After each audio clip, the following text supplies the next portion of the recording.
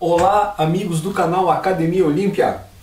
Vamos fazer um programa hoje com mais algumas sementes para reflexão, né, gente? Então aqui, ó, hoje eu quero falar um pouco sobre essa questão dos arcontes, né, dos espíritas, reencarnação e por aí afora. Uma das nossas visitantes do canal, digamos assim, né, ela deixou ali uma observação muito interessante, que ela colocou num vídeo que a gente fez sobre os arcontes, né? Ela colocou ali, mas se os arcontes têm interesse em que as pessoas estejam encarnadas para elas se alimentarem da energia, qual seria, né, a causa dessa colocação da redução populacional, que alguns estão dizendo que é o pessoal negativo que está querendo fazer essa redução populacional, né? Então, realmente, se a gente, por um lado, alega que é interessante ter pessoas encarnadas por causa da energia que elas geram para esse povo que se alimenta, né? Aí vem o pessoal pregando a questão da redução populacional, redução é a palavra que eu estava procurando, realmente fica uma coisa contraditória ali, né? Agora, então, vamos fazer algumas considerações em relação a isso, pessoal. Aqui, ó, primeiro, arcontes, né, pelo que a gente tem estudado ali, ele é um termo, né, para designar aqueles que vieram de fora, seriam os que vieram das estrelas. Da mesma forma como o termo Anunnaki, empregado pelos sumérios. A gente acaba praticamente associando Anunnaki ao povo de Nibiru, mas o termo Anunnaki seriam dados para definir aqueles que vieram de fora, aqueles que vieram dos céus, da mesma forma como os arcontes, né? Então, assim, ó, dentro deste ponto de vista, né, que os arcontes são os que estão lá fora, eles podem ser grupos diferentes, e dentro dessa perspectiva a gente pode até colocar que tem arcontes bons, né? Vamos pensar, pessoal, se o Geraldo Lemos, né, aquele da Data Limite, do Chico Xavier, né, que é o cara que convivia com o Chico e tem trazido diversos ensinamentos que foram passados para ele em off, digamos assim, né, nos bolinhos com café, depois das reuniões, dos centros que eram lá do Chico, que ele relata muito. Bom, o Geraldo Lemos, naquele episódio que eu já coloquei aqui da vaca abduzida, que o Chico presenciou a vaca sendo abduzida, ele coloca ali, né, que o Geraldo Lemos ele pergunta para o Chico para que o Chico fizesse uma intervenção, já que o Chico era assim com os homens lá em cima, segundo o próprio Geraldo Lemos, para que o Geraldo tivesse esse contato, porque o Geraldo era muito curioso, ele queria ver naves, ele queria ver seres e tal. Aí o Chico, né, muito sabiamente, diz para o Geraldo: Geraldo, não é bem assim a coisa, né? Porque nem todos que estão lá fora têm o mesmo nível de desenvolvimento moral. Embora todos esses que dominam essas tecnologias muito avante do nosso tempo, que a gente convive, que a gente presencia na Terra nesse momento, né, nós temos aquele desequilíbrio entre evolução espiritual e evolução tecnológica. Então a gente tem, pelo que eles colocaram ali, existem muitos povos que são evoluídos tecnologicamente, mas a gente poderia dizer que eles são estagnados moralmente, né, ou involuídos moralmente. Eles pararam num ponto e o uso da tecnologia, ainda com fins dominadores, esse tipo de coisa, né? Segundo Geraldo Lemos, o Chico diz para ele que 90% do que tem ali fora é positivo, sabe? Não se preocupa em atrapalhar, em transgredir, em dominar outras raças ou qualquer coisa parecida, né? São seres que buscam seu próprio desenvolvimento, né? Já tiveram a consciência da não interferência nos outros povos em evolução e coisa e tal. Porém, 10% desse povo aí ainda está naquela questão de querer ser dominador, de querer usar de outros seres para os seus próprios benefícios, né? Aí é onde a coisa fica um pouco difícil. E olhando por esse aspecto, gente, eu já tenho colocado em alguns outros programas aqui uma visão que eu tenho a respeito disso, que eu acho que muitas formas de nós entendermos o que está acontecendo lá fora é a gente olhar para a nossa própria situação. é só a gente ver mais ou menos o que acontece na questão de relacionamento, na questão da sociabilidade entre os humanos, né? Salvo a parte tecnológica, é evidente que eles estão muito acima da questão tecnológica, eles estão muito mais evoluídos, mas a questão moral de muitos deles estão iguais igual, né, eu diria, a muitos dos que vivem na Terra nesse momento. Por exemplo, quanto desenvolvimento moral e espiritual a gente atribui a um ser como Hitler, como Genri Yagoda, vou falar dele mais tarde, né, o judeu sionista lá, que matou mais de 10 milhões de russos soviéticos, né, e a galera, todo mundo achando que o pior monstro da humanidade que já existiu foi o Hitler. Hitler fez a metade do que fez o Genri Yagoda. Aliás, o ódio do Hitler, né, só uma pincelada, é justamente contra os judeus sionistas. Só que a coisa foi generalizada. Então, da mesma forma que a gente não pode dizer que todo alemão é nazista, nem todo judeu é sionista. E a verdadeira guerra, ela não deveria ter sido entre alemães e judeus. Ela deveria ter, a história deveria retratar esta guerra como nazistas contra sionistas. Porque o que realmente despertou o ódio no Hitler foi o sionismo. E aí haja vista o livro Mein Kampf, né, que ele fez, que é o livro A Minha Luta, que é um livro proibido na Europa e tal, e tem gente que, se for encontrado com esse livro, é presa, só pra vocês terem uma ideia. E ele menciona nesse Mein Kampf um outro livro dos sionistas, que é o Protocolo dos Sábios de Sião. Né? Então ali a gente começa a entender um pouco da onde vem o ódio do Hitler em relação aos judeus, né? Só que o erro dele foi generalizar. Da mesma forma como muitas pessoas generalizam os alemães achando que alemão é tudo nazista, e não é. Nem todo judeu é sionista. Então o problema é o extremismo. Então nós temos o extremismo dos judeus, que é o sionismo, e nós temos o extremismo alemão da época lá, né, radicalista, que é o nazismo. Que, aliás, dizem que o Quarto Reich está aí, belo, firme e forte, se desenvolvendo aqui nos países do Sul. Haja visto esses programas tipo Em Busca de Hitler, né? Que é esse documentário que o pessoal tá fazendo sobre o verdadeiro destino de Hitler depois da Segunda Guerra Mundial. Mas voltando lá ao ar contado e ao exemplo de que a gente pode usar muita coisa que acontece na Terra para entender o que pode estar acontecendo a nível intergaláctico, né, ou interplanetário, é o seguinte.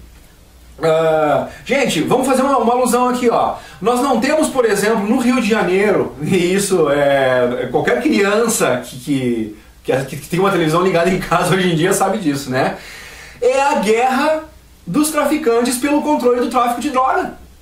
Então nós não temos um exemplo ali clássico de duas entidades negativas, que são as forças, seja lá Comando Vermelho, contra sei lá o que, essas palhaçadas deles lá, né? Aí tem os dois grupos que estão se matando. E qual é que é o motivo da guerra entre eles? Dominar o ponto de droga. Então eu pergunto para vocês, são duas entidades lutando entre si, né? Independente de qual ganhar, o que vai sobrar de bom pro povo honesto, trabalhador que mora na favela? E podemos colocar aí um outro grupo, que é os milicianos.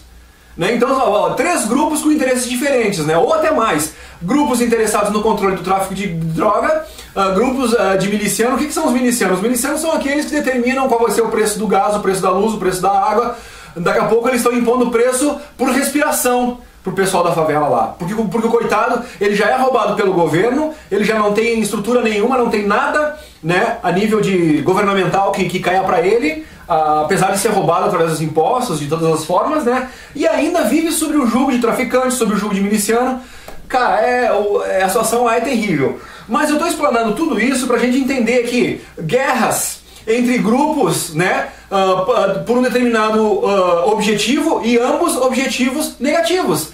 Para espelhar melhor a questão do ar contado em relação tá, mas eles querem as pessoas encarnadas para gerar energia para eles que se alimentam, ou eles querem a redução populacional para dominar só um pequeno grupo que seria mais fácil de dominar, né? Quanto menos gente, mais fácil ter o controle. Então, assim, para nós fazer uma alusão, né? Quais seriam os motivos entre os traficantes e os milicianos? Os milicianos talvez não estejam interessados necessariamente no tráfico de droga em si, né? Mas estão interessados em extorquir o pessoal através do gás, da luz, da água, aquela coisa que a gente já conhece. E aqui os traficantes talvez não vão extorquir o pessoal na água, não, mas estão interessados em vender droga. E aí não é nem a questão do pessoal que mora ali, porque tem muita gente que vem de fora da favela ali para comprar droga na favela. Na maioria das vezes classe alta, né? Ou seja, os playboyzinhos, aquela coisa toda. E é uma coisa meio esquisita. Então, gente, é muito fácil a gente, olhando por esse aspecto e simplesmente evoluindo essa questão tecnologicamente, porém não moralmente nem espiritualmente, a gente pode ter grupos, né, do arcontado, como a gente chama, que são aqueles que estão lá fora, independente a qual categoria, raça ou eles pertençam.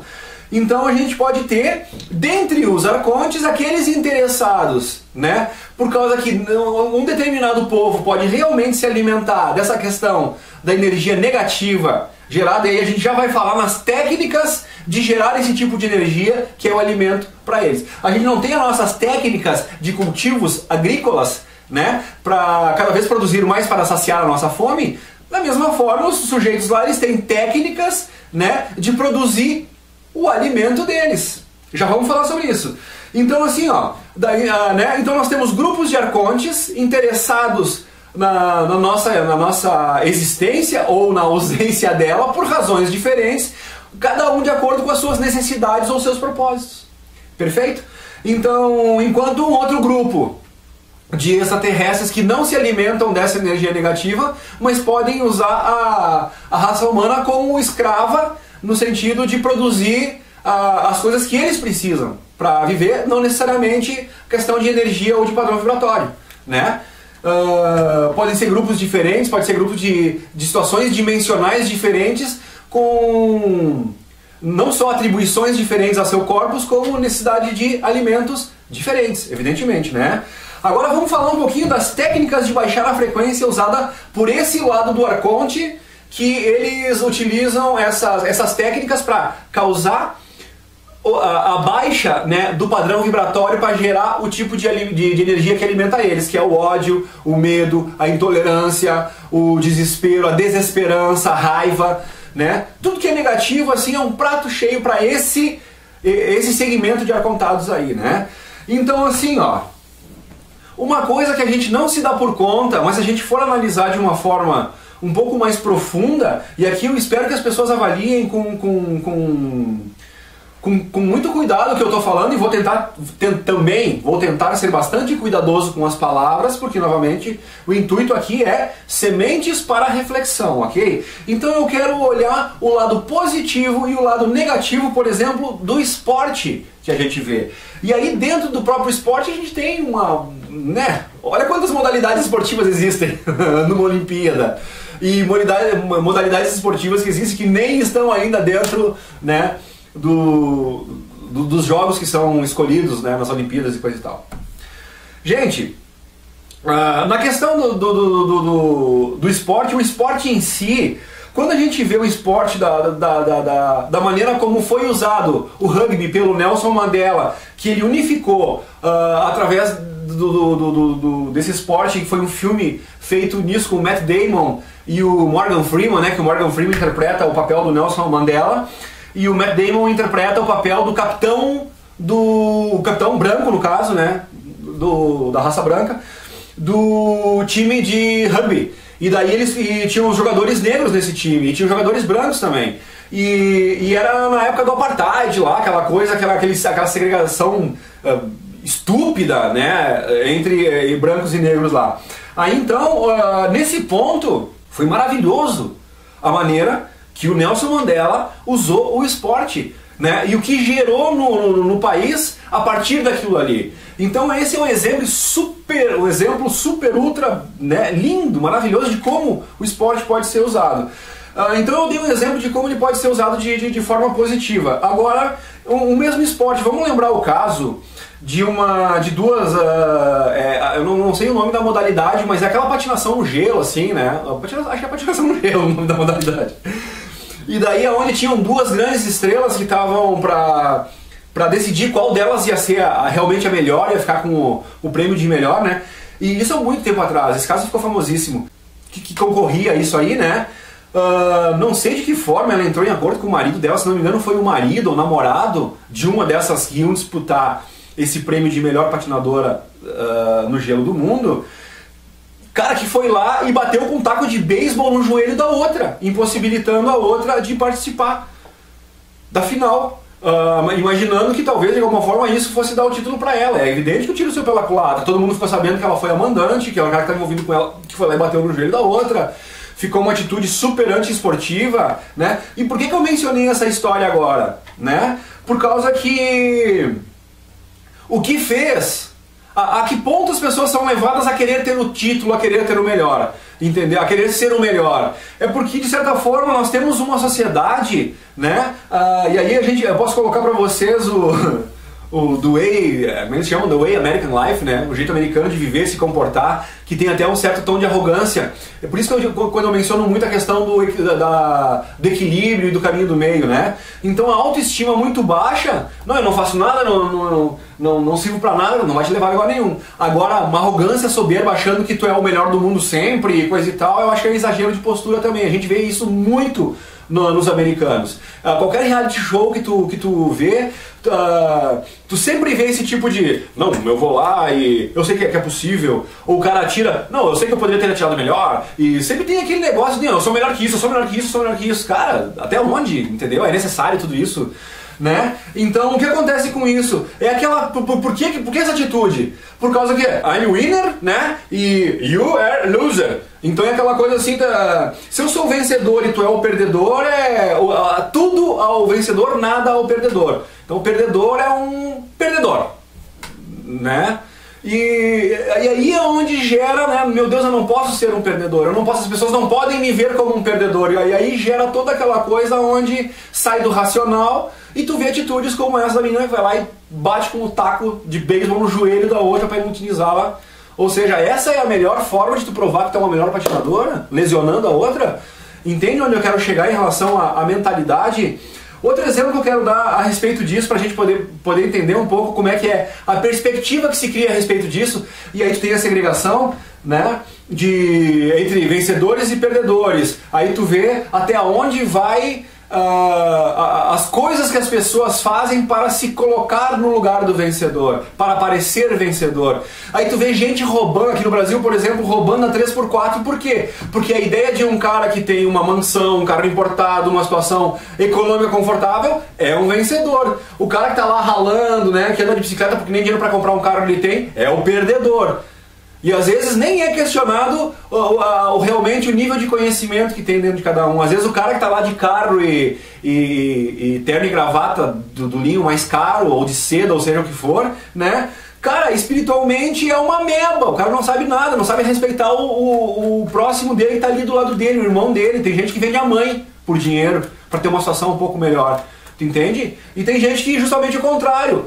Tem gente que não aceita nada e prefere ficar numa situação mais degradante economicamente para não fazer parte de muito joguete, de muita coisa, né, que talvez o projetaria a uma situação econômica melhor. Cada um tem as suas escolhas, cada um escolhe os seus caminhos. Agora, é o livre-arbítrio. Tu pode fazer o que tu quiser, agora tu tá atrelado às consequências das tuas atitudes. Disso tu não escapa. Né? Então, haja visto o que está acontecendo com todos aqui no Brasil, os poderosos que roubaram, não só aqui no Brasil, e estão começando a ir para a cadeia. Não só no Brasil, a gente teve, né, uma presidenta corrupta lá que engraçado, né? Se nós formos fazer uma alusão à nossa presidenta, a primeira presidenta mulher, a Dilma Rousseff, primeira presidente a ser exonerada, né, impeachmentada. Aconteceu a mesma coisa com a presidenta da Coreia do Sul. A diferença é que além de ser impeachmentada, né, agora a presidenta da Coreia do Sul vai encarar 24 aninhos de cadeia. E lá a coisa não é que nem o Lula aqui, que mandaram prender desde longe e ele ainda está borboleteando por aí. Talvez agora esteja se integrando. Estou gravando esse programa exatamente no momento que ele faria a tal da missa para Letícia lá e depois ele se integraria. Então não sei o que está acontecendo. Preferi perder meu tempo levando alguma coisa mais inteligente, mais interessante pra gente. Não que não seja importante esse momento para o Brasil. Falemos de política num outro momento. Então, pessoal, a gente volta lá na questão, né, do winner, o loser, essa questão que é colocada em cima disso, o que as pessoas fazem para ter esse tipo de posição, entendeu? Para ser visto como vencedor para os outros, até onde leva tudo isso. Então agora, em contraponto, eu quero mostrar para vocês uma tribo, atitude de uma tribo chamada Ubuntu, ok? Tem um caso que eu acho maravilhoso, emocionante, lindo, né? Que alguém, ao visitar essa tribo, ela propõe um jogo com as crianças. E para divertir as crianças, né? Baseado no nosso conhecimento ocidental, nas nossas, né? Que aliás deixa muito a desejar. A gente se diz socializados, urbanizados, né?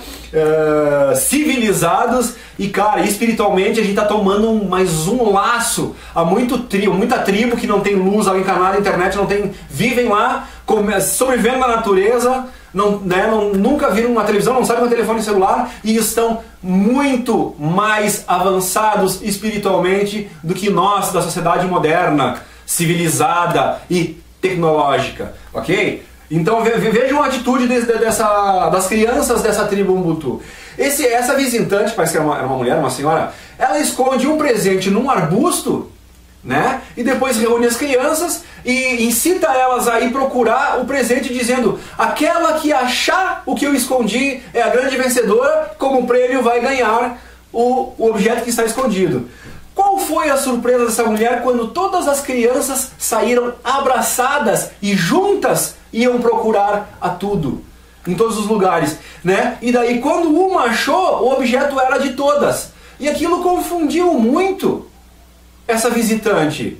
Porque desde a infância dela, que ela era criança, ela foi exposta a essa questão através dos jogos, Então entendam como isso vai moldando o caráter e a percepção das pessoas sem a gente se dar por conta. Então não estou falando mal de esporte ou dos esportistas, mas de como o sistema usa esse tipo de artifício para os propósitos negativos. Da mesma forma como o Santos Dumont, quando ele criou o avião, ele não queria aproximar as pessoas, ele não queria facilitar a vida das pessoas, e não foram lá, usaram para jogar bomba, para matar outras pessoas. Então assim, ó, nem sempre é a tecnologia em si, e sim como ela é usada. Então lá no Ubuntu, isso gerou um nó na cabeça da mulher aquela, né? Mas como assim que todos vão juntos? Como que não tem essa questão de eu sou o melhor, né? Essa é a grande filosofia. E agora vamos voltar lá no tempo de Jesus, né? Na infância de Jesus, alguns dizem que Jesus chegou a estudar na escola dos essênios. E daí a gente, mas o que eram esses essênios, né? Parece que de uma grande geração do povo essênio, uma parte deles que percebeu que eles, digamos assim, as atitudes da cultura deles começaram a andar para um lugar onde eles não estavam ficando contentes. Então um pequeno grupo, que eles eram estudantes do Torá, que eram os primeiros 5 livros lá, né? Eles se refugiaram no deserto, esse grupo de essênios aqui. E entre eles, gente, tudo era de todos, né? Eles acolhiam gente que vinha de fora, ou seja, todos os exemplos dados por Jesus para nós, de irmandade, de acolhimento, de compreensão, os essênios praticavam. Então, os essênios, eles eram bons em sua essência. E eles eram aplicados aos estudos, né? No sentido mais puro da questão religiosa, de se religar com o Uno, com o Criador, né? E aí, então, e também a gente pergunta, né? Por que os ensinamentos dos essênios também não são colocados na Bíblia, né? Então a coisa vai um pouco mais longe. Dentro também das técnicas para baixar a frequência utilizada pelo ar-contado, esse que tem interesse no padrão baixo, a gente vê, ainda dentro da questão esportiva, por exemplo, a guerra de torcidas, né? Quando a gente vê as pessoas se matando, gente, por estar vestindo uma camisa do time adversário, a gente começa a ter uma noção de o quão nós ainda temos que evoluir. Quantas coisas a gente ainda não conseguiu despertar. Imagine o que leva um ser humano a um ato tão desprezível de covardia, a ponto de quando pega um cara, né, um grupo de um determinado time, pega um cara de outro determinado time, e aquele cara ele já está caído no chão e vem os caras lá com um pedaço de pau e bate em cima. Ou seja, é uma selvageria, é um nível. Então eu não consigo acreditar que o ser humano tem capaz de fazer aquele tipo de coisa. Eu acho que o que funciona é o seguinte: quando eles se permitem esse primeiro padrão vibratório baixo, a ponto de dizer eu te odeio, pro outro, ou né, nossa, ele é né, o adversário do time adversário. Quando tu gerou aquele teu primeiro padrão ali, tu abriu as portas para que os caras atuem e façam o que quiserem com o teu corpo. Não é mais a tua mente que manda. Sabe quando a pessoa diz, perdi as estribeiras, perdi o controle, não respondi mais por mim? É porque tem outro atuando. Entendeu? Então eu acredito piamente que é nesses momentos que a pessoa abre a guarda, naquele primeiro sentimento de raiva, e aí então vem aquela força negativa que faz as pessoas fazerem o que fazem. Por causa que, gente, pensando na condição humana, não pode aquele tipo de atitude extremamente selvagem que tu encontra às vezes nem nos que deveriam ser os selvagens, como tu encontra um gorila que pega uma criança que caiu no zoológico e protege essa criança dos outros gorilas, para que nada mal aconteça. Então assim, ó, quem são os animais da história? Essa história do gorila aconteceu num zoológico, onde uma criança cai no fosso dos gorilas, e daí não sei se foi uma mamãe gorila lá, né, ela percebeu o interesse dos outros, ela corre lá, pega a criança, protege a criança, tal e qual uma mãe com um filho nos braços, até que o pessoal do zoológico venha e resgate essa criança. Aí tu compara uma atitude de um animal que a gente determina, ao meu ponto de vista, erroneamente como animal irracional, né? E aí tu vê uma atitude de o que deveria ser um cidadão civilizado, né? Aonde que está realmente o nível de consciência? Um animal tendo um nível de consciência mais exemplar, ou mais de acordo com os ensinamentos de Cristo do que um ser humano? Que mundo nós estamos vivendo, gente? Então é isso que eu digo. Então quando tu vê assim, ó, a questão política que está acontecendo, a questão financeira, a questão, né, de segregação racial que está acontecendo entre os povos, né? Sunitas contra xiitas, palestinos contra israelenses, enfim, tudo que a gente tem visto, né? Guerra, e aí vai. Então, enquanto a gente está aqui brigando, a gente fica com medo, a gente fica se agredindo, a gente fica alimentando ódio, padrão vibratório, esse grupo de arcontes deita e rola. Entendeu? Então, a gente vê que o buraco é um pouco mais embaixo. Pessoal, eu espero que com essas observações, né, essas sementes para reflexões que foram jogadas agora, que a gente pense sobre tudo isso, né, e que caminhe um pouco mais em relação ao entendimento. E, gente, vamos tentar evitar polarizações, né? Vamos lembrar sempre que, sabe aquela história do povo unido jamais será vencido? Se a gente for olhar isso de uma forma não comunista, ou não politizar essa expressão, porque isso é usado como jargão político, e aí é bucha, né? E usado também por gente que não tem realmente interesse em ajudar a população. Eles querem juntar uma massa ali para usar como massa de comando e usam esse jargão fazendo as pessoas acreditarem que é para eles estarem no poder. E a gente sabe que não é isso, a história tem mostrado isso desde que o mundo é mundo, né? E então vamos adiante. Então vamos cuidar com a polarização, vamos pensar no entendimento, vamos somar informações. Aliás, eu quero fazer um pequeno adendo agora gente, felicidade inexplicável, né? É inenarrável.